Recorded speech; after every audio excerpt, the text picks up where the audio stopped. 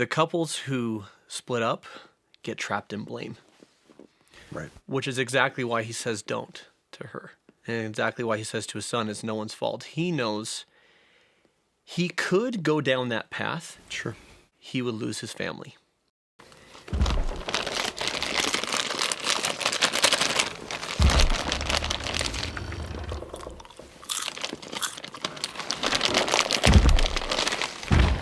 So good.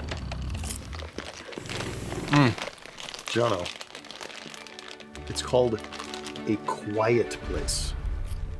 What?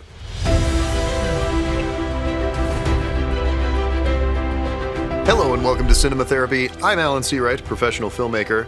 I need therapy.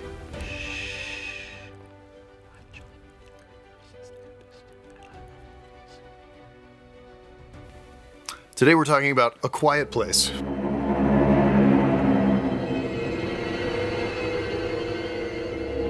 This is a good movie. This is a great film. I would list it in my short list of perfect films, actually. It is that good. Super tight, really scary.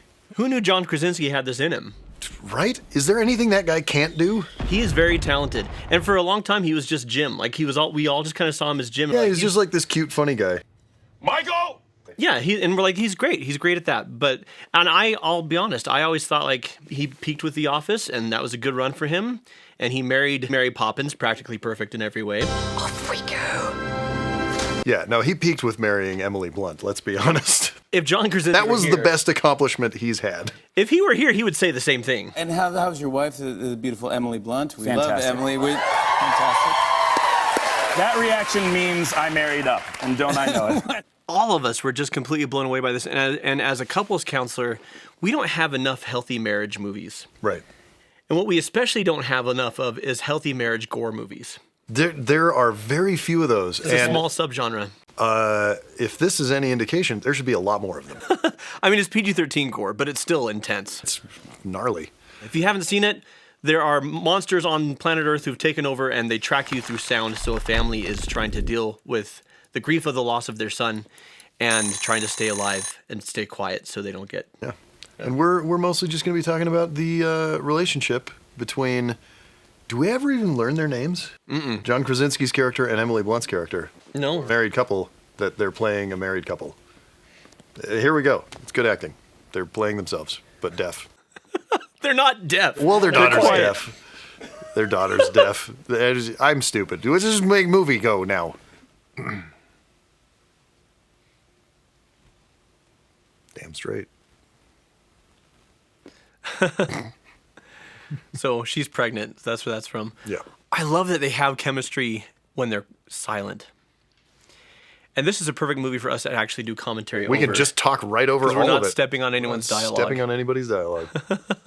Yeah, so he's been down in his little basement working on stuff. He's actually working on trying to amp up some hearing aids for their deaf daughter so that she can, protect herself a little bit better from these sound monsters.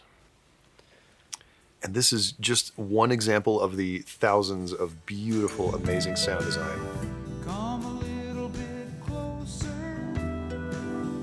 Hear what We're going to have this nice romantic dancing scene with music, and the way we get away with it is by having it be diegetic sound over the headphones that they're sharing. Mm-hmm. So good. just like children sleeping. The acting here is so wonderful because We could dream this night away. it's not just straight romance, meaning there is fear here. Yep. There is sadness here. There is hope for the future here. All in one scene. There is... All in one look. And Right we're- there. And we're making it through the hardest things together. Yeah. We have so many movies about falling in love. Like, we love the falling in love Well, stories. falling in love is a great story that you can tell in 2 hours, right? Because there's a beginning, a middle, and an end. We're in love now. Right.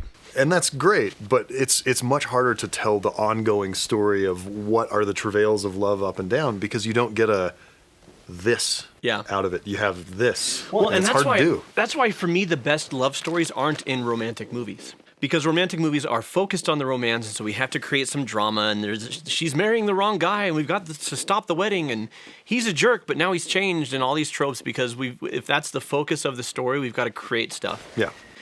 But real love and romance is not about just the love and romance. It's about we're sharing a life together.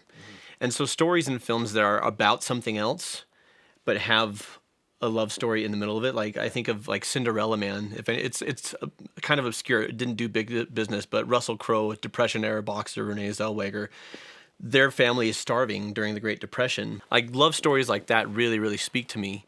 I look at real love, whether it's romantic or whether it's between friends or family, is not light and fluffy. It's heavy and it's hard and it takes work, and we've been through hell together. And Sometimes it's light and fluffy. well, yeah. It's all of the above. If it's real love, it's everything. Like real mature love comes through hardship.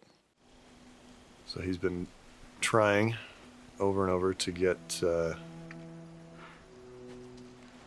hearing aid that will work for her. Yeah. She blames herself for her little brother's death at the beginning of the film. And she thinks that he doesn't love her Yeah. because of it.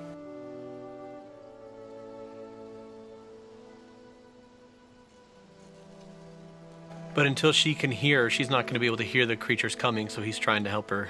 Yep. And he doesn't want her to wander without that, and she's...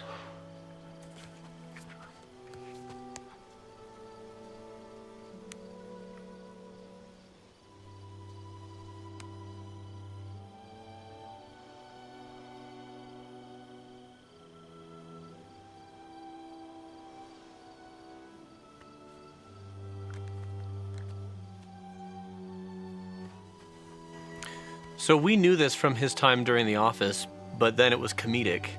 There may be no better face actor in Hollywood than John Krasinski. Yeah. He says so much with his eyes. Yep. So Yeah, much there's- sadness, so much... There's a reason that those Right. Jim mugs to the camera were so effective, and it's because he does so much with his face. But here, it conveys something else entirely, which is regret, remorse, longing, trying to connect. And I know we do this thing, so my family, we travel a lot, and we've got 5 kids. And so our formation is always mom in front leading the way, all the kids, and then I'm in the back. Yep. And so I've got an eye on everybody. And as I was watching this for the first time and the kids in the back, I'm like, No, no, you're doing it wrong. have the kids in between you. You got to sandwich them with love and safety. This episode is sponsored by Skillshare. Skillshare is an online learning community with thousands of inspiring classes for creative and curious people. Like us. Yay! We've got lots of great classes on filmmaking, art, illustration. Writing, self-care, loads more. One that I am very interested in is Procreate Animation, not that kind of Procreate. Make fun GIFs and videos with Rich Armstrong. I haven't dug into it yet, but I'm really excited to learn how to do looped animations in one of my favorite creative apps. I use it for storyboarding. Does sound very cool. I'm really interested in writing for self-discovery, 6 journaling prompts for gratitude and growth with Yasmin Cheyenne. I'm excited to learn more about self-care through journaling. That's very on brand for you. It's very on brand for you. They've got so many awesome classes with new ones coming out all the time, plus no ads. And it's less than $10 a month with an annual subscription. You'll also get a supportive community of fellow creatives who provide encouragement, communication, and inspiration, much like us. Very, very cool. And we've got a special deal for you today. The first 1,000 people to click the link in the description will get a free trial of Skillshare Premium membership so you can explore your creativity. I would like to explore. But not my creativity. That's just creepy. That's weird. Skillshare. Try it today. Explore your own creativity, not someone else's. Well, I mean, they'll be coaching. But just cut. We're good. What I appreciate about Emily Blunt's performance here is, and about the writing of the characters, it would be easy and tropish to have her be pretending everything's okay and ignoring her grief. But she's not doing that. No. It's much more realistic of, I'm hurting. We're all hurting. But how many mothers especially would say, I want my kids to have some sort of normalcy, some sort of happiness. It feels like such a parable of quarantine in so many ways. It's like we're all trapped and we can't, we can't not make noise, but we can't go out and do the things that we used to do. Like it's a very different life that's very insulated and insular. Did you notice the year it takes place? that he was born in 2016 and he died in Died 2020. in 2020, and it's on all the newspapers. So this all happened in 2020, and then, or the beginning happens in 2020, and the meat of the film happens in 2021. So here you have a family like staying put. Yeah. You know, if they venture outside and see somebody else, there's probably going to be a confrontation. There's going to be issues. Man. I love when he's trying to connect with his daughter and she shoves his hand away. I mean, I don't love that. That's sad. But I love how realistic that is, both in terms of where they're at in their grief journeys is not in sync. Right. And she's pushing him away because she doesn't think he loves her. And so when he's trying to touch her face, he's trying to show that he does, but because she believes he doesn't, she thinks it's an empty gesture. She thinks he's acting. Yeah, and so she's like, don't even bother. That kind of thing, I very much identify with her in that scene because, you know, the big reason that I go to therapy is, you know, feelings of self-doubt and self-loathing and other things. And it took me a lot of therapy to realize that when people, you know, up to and including my wife, were telling me that they loved me, they weren't either A, saying something to, you know, make me feel nice, or B, just not aware of everything. Yeah. You know? If you really knew me, If you really knew me, you wouldn't feel that way. Yeah. And that's... This actor is playing it so well. And, you know, huge credit to her. I forget, she actually is... She actually is deaf, yeah. That's a tough lift for communication with the director, because obviously John Krasinski is not. He learned some sign language, but they had to work through an interpreter. She still had to get there, and it's so obvious in her face that she's seeing what he's saying and she's just not believing it. And you can read the subtlety in it, and maybe I'm just reading into it, but I read the subtlety there of like, you don't really believe this, you're just faking to make me feel good because you feel like you have to because you're my dad. Yeah. I would bet at some point in her life she's felt that way. Not necessarily from a parent, but just from people, like people placating her or being nice to her, and she feels insecure. And we all have at some point. I mean, that happens to people, so. But like you've said to me before, acting is just accessing feeling. I know you've heard me say this before. I may have said this in an episode at some point. But when we don't love ourselves, we can't let other people love us. Yeah. Because we're like a bucket with a hole in it, and people try and fill us up with affection, and it just goes out the bottom. Yep, it leaks. As long as we're saying you don't actually mean that, or what's your ulterior motive, we can't let other people, we can't let it in, right? And there is power in coming to see the goodness in yourself and the value in yourself, because then you plug that hole, and when other people try and love you, it lands, it fills.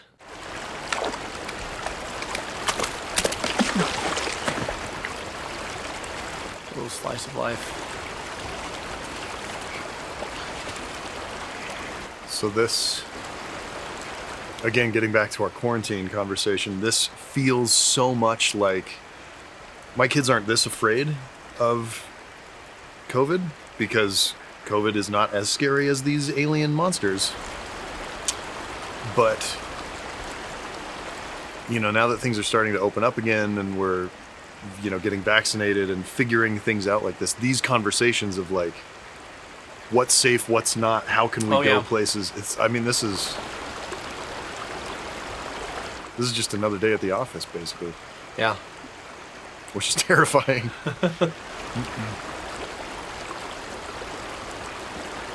Beard looks good on him. What doesn't look good on that man? Is he 2021's version of Oscar Isaac for us? Are we crushing on Krasinski? Are we crushing on Krasinski? Hashtag crushing on Krasinski. Crushing with a K.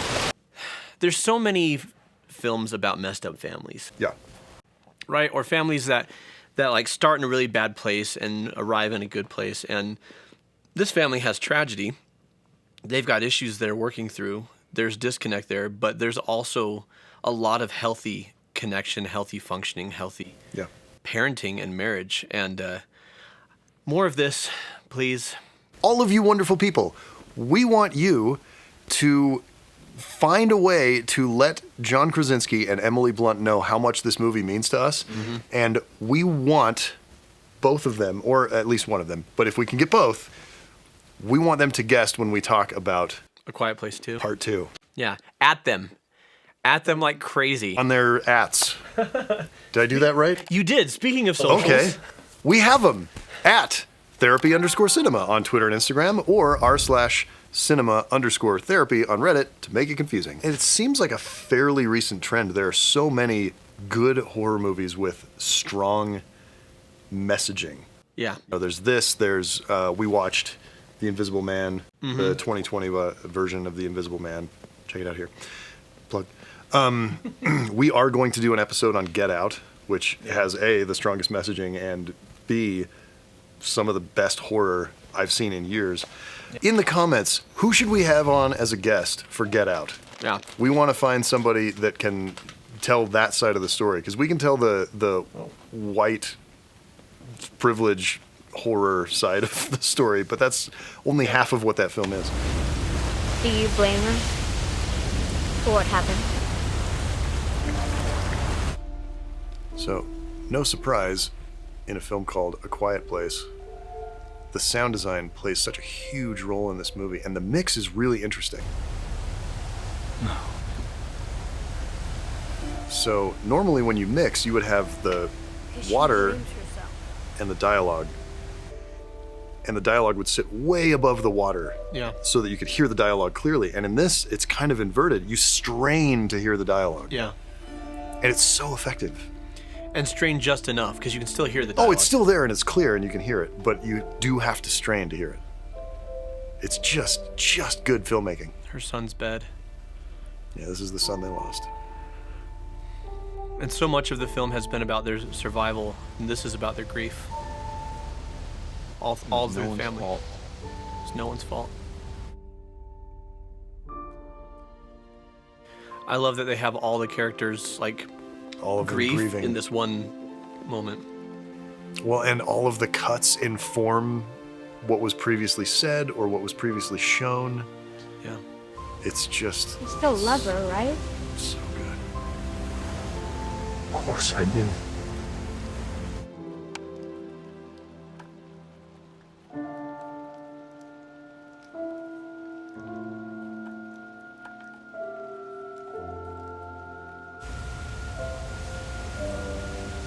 You should tell her.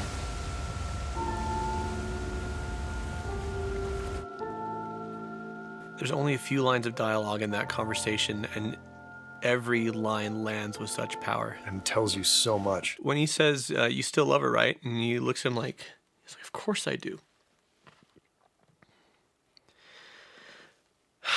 So, the hardest thing for me about being a dad is feeling like I'm messing my kids up. And I tell people that if you're worried you're messing your kids up, you're probably not. Because the people who actually mess their kids up don't worry about that. Never worried about it. I'm doing great. Yeah, exactly. You kidding me? I'm the best parent ever. They should be grateful to have me. It was so hard for me because here, my love for my kids is never in doubt. But I can see it in their faces when I'm short-tempered, when I'm overworked and don't have the time or don't make the time. To a child, it's a very valid question. Yeah. You know? And that just tears at me. And of course the way to make it right is, it's actually not, here's the thing I think we all need to realize. Generally speaking, making things right is not that hard. Yeah. And another thing is how insightful kids are when he says, you should tell her. Which is like the most well-duh statement. It's such a little kid thing to say. It's a very obvious surface thing, which a kid will notice. Mm-hmm. And is absolutely correct. But there's so much depth to it that that kid probably doesn't even realize. Yeah. Well, and I think we take, as adults, we take things for granted. Yeah. Right? Like, of course they know. Of course they know. Of course. And they don't. Like, we need to express it. And my hands were free.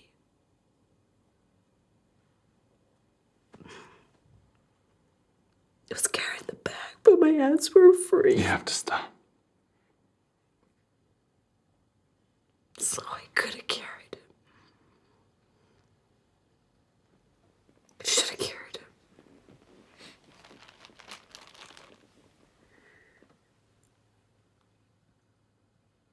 Who are we? If we can't protect them, who are we? You have to protect them. Promise me. You will protect them.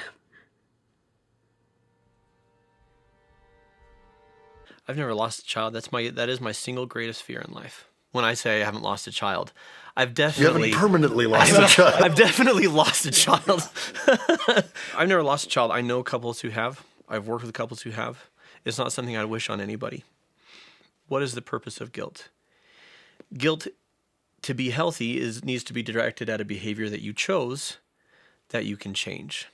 Right. And if there's any way to make amends, then you do, right? If you didn't choose it, if it was an accident, if it's not something you can change or do differently, then your guilt doesn't serve a purpose and it needs to be released. And if it is something you chose and can change, then choose differently and change, and then the guilt it's time to release it, right? She says, I should have carried him. The daughter says, I shouldn't have given him the rocket. And to John Krasinski's credit, like I'm sure his character does wrestle with blame in both directions and maybe even at himself. And he keeps pushing it away, which is, by the way, the right thing to do. It was nobody's fault. None of us saw that coming. Right. Well, and frankly, he probably blames himself because he didn't get there fast enough. Yeah. He was sprinting towards his son and got that close. Yeah. The other thing is whether people believe that the spirit or essence of their loved one continues or they don't. I ask them to imagine that person there in the room. And I ask them to, and I say, if this person was here, the person that you lost, the child or whoever else it might be, what message would they have for you? Would they want you to be miserable? Would they yell at you and blame you for this? And I've never had a case where they said, yeah, they would. Every single time they say they would want me to move on and be happy. They would want me to not blame myself. The couples who split up get trapped in blame. Right. Which is exactly why he says don't to her. And exactly why he says to his son, it's no one's fault. He knows he could go down that path. Sure. He would lose his family. And that the only way to stay together, even in the hardest of situations, is to forgive. I know a couple whose son took his own life. And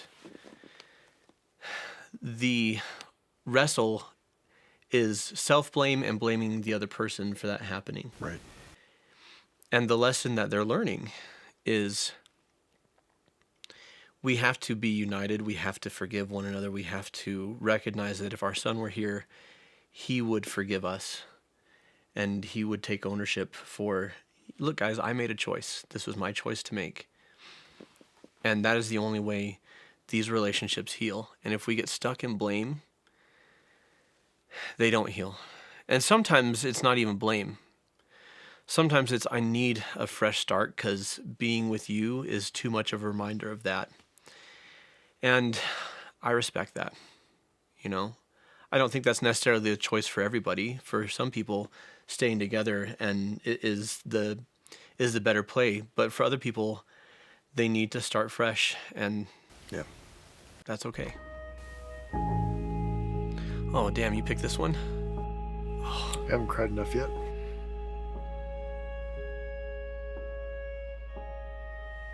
Monster's trying to get at her.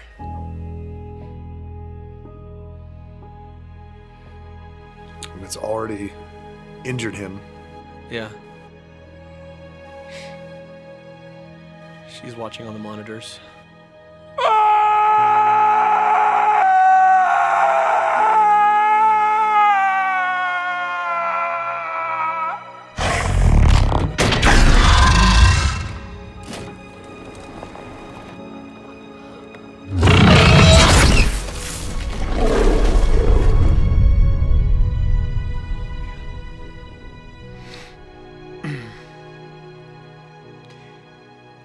You know what's weird? Is my whole life I have wondered, would I give my life for another person?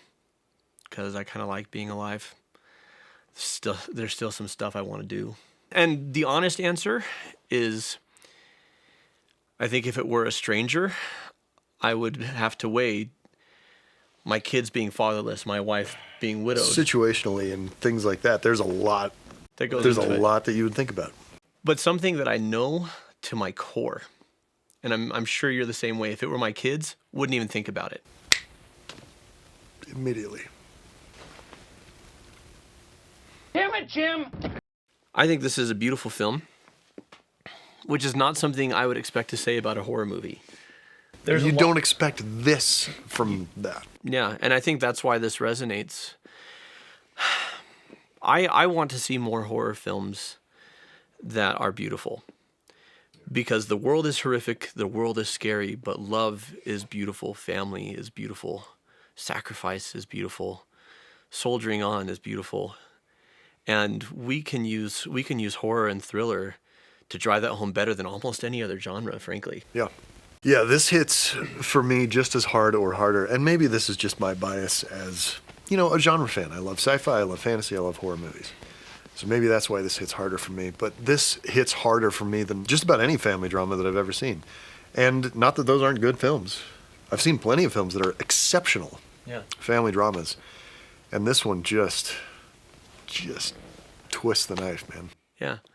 But you know what's cool is there are a lot of horror movies that twist the knife and turn the screws and then leave you feeling kind of like hopeless and scared. Right. And that's kind of their purpose, right? And this turns the screws to talk about the power of companionship, the power of forgiveness, the power of family, the beauty of loving someone more than yourself. Right, yeah. It's never too late to tell someone that you love them. And if they don't hear you, keep telling them. Be like the Krasinski blunts. Or the Bluntiski. Bluntiskis? Grunt. No. So until next time.